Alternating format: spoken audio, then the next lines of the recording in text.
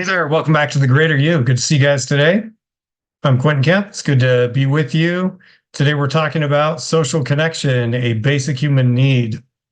This is a big topic. I've recently been taking some continuing education classes like we always do. We're always staying fresh in the research and so forth. People are struggling. Loneliness is at some pretty all-time highs here in the United States amongst adults.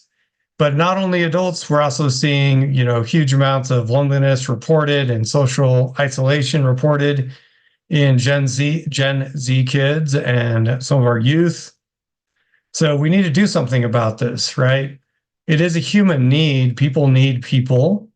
And I'm calling it a need. That's a strong word. It's good to want connection. I'm calling it a need because people tend to do better. I remember, I'll never forget, I was doing some study many years ago, earlier in my career, and there was a presenter at a conference that was showing the results of neglect in birth weight, not even just birth weight, but like the early developmental stages of ages 1 to 3 years old of children, and also the children of neglect, they even have lower brain weight and mass. So even at our earliest stage, maybe even especially at our earliest stage of our development as little children and babies, we need social connection, right? That nurturing, of our loving parents and family members that hold you and play with you and make you giggle when you're a little baby, which, by the way, babies laughing is like that's one of my favorite sounds on the planet, right? If you're ever having a rough day, look up videos or shorts of, babies laughing, and you will get a smile on your face pretty fast. These little guys, they need that physical touch. They need that social connection, literally, for their brains to develop and their body to develop. Think about this. The human skin is like the largest organ on the human body. Touch is very important. Social connection is very, very important. How good does it feel to get a hug from a loved one, a buddy you haven't seen for a while, a good warm embrace, even if it's a bro hug with a back slap? It just is an amazing thing. So we need social connection.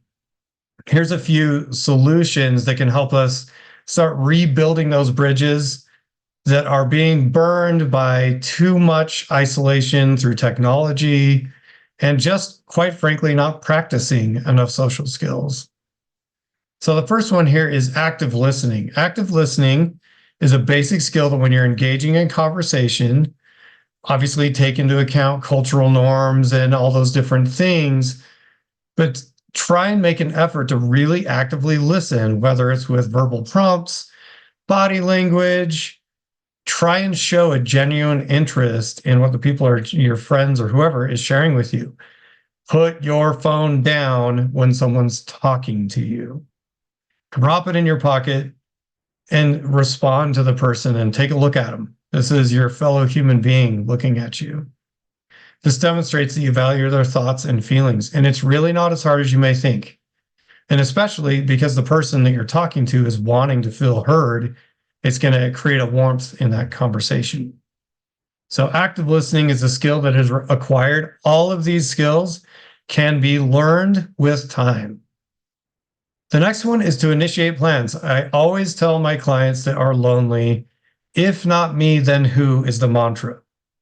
If you're not the one making the plans, no one else is going to. Why? Not because they don't like you. It's because they're busy staring at their phones like everyone else. Oh boy, what are we doing with ourselves, right? They're just busy. They're busy with work. They're busy with school. They're busy with family or whatever. Be the one to reach out and make the plans, initiate the plans, take the initiative to set up those gatherings, outings, or hangouts. Keep in mind when you're doing this, what are the things that those people are interested in doing? If you're always trying to get people to go do things that only you're into, they're going to say no, or maybe eventually say no. What are they interested in? You might find yourself going to and listen to an orchestra or a symphony, and that's out of your comfort zone. Worth it. Go be with your friends if that's what they're into, right? So initiating plans, and especially initiating plans that take into account the desires of those that you want to hang out with. If they're into comic books, go to a Comic-Con convention with them. Yes, it's fine. You can do anything. Whatever they're into, you can go and experience those things with them for the sake of creating experiences. The research in positive psychology is that positive experiences with friends, those are the things that life's made of. It really builds up our well-being. Number 3 is to practice gratitude. Show appreciation for the friends that you do have, family members you do have, or coworkers. If there's someone that's on the fence, you haven't really made it past hanging out at work, but you'd like to hang out with them on the weekend and go do something, showing them appreciation and gratitude in some form doesn't have to be intrusive, but thanking them for something they've done for you can really help, to build some bridges of warmth. A simple thank you, a heartfelt compliment can go a long way. Once again, a learnable skill, practicing gratitude. And I recommend doing this 3 times a day to 3 different people. Number 4, be present. In today's digital age, it's easy to get distracted. I already said put down your phones. I'm saying it again. Did I mention put down your phones when you're trying to make friends? Especially if someone invites you over and you get socially awkward, don't go to your phone. That sends a signal to the people in the room that you're uncomfortable, which is going to make them feel uncomfortable. And so they're either going to get awkwardly quiet or they're going to look at their phones. Wow, that's an awesome hangout. Nope, that sucked. So don't go to your phone. Do everything you can in your power. I like the idea in social gatherings for the host to have a basket where everyone's like, hey, stack your phones in this basket. If you're using the phones to do something like Jackbox or whatever, show your screens to your buddies, like somehow make it engaging. But just staring at your phone is a really bad out and sends the wrong signal when you're attempting to make friends, right? Our dopamine receptors are so overtaxed in constantly looking at our phones. Give them a break, let your brain have a break, and let your friends have a break and start talking to them in a real way. I've heard of some Gen Z kids kind of foregoing the smartphone. I'm so tempted to join them. They're going back to like flip phones without data, just so it's like talk and text. I love that idea. Oh man, I miss flip phones. I miss those days when you would just use a corded phone. Yes, that's dating myself on age. But holy moly, it's so cool that some people are kind of doing that. Finding ways to simplify your technology interactions so that you're not constantly interacting with your digital tech, especially in the presence of family and friends, is a great way to improve your ability to have real in-person social interaction. So try and be present. Let's try that one as well. So there's 4 tips for you.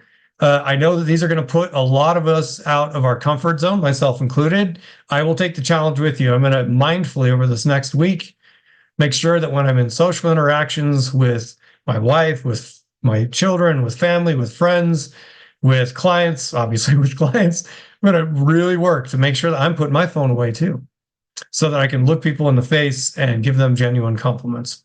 Like this video if you liked it. Otherwise, we will be out with some more videos coming soon. Thank you.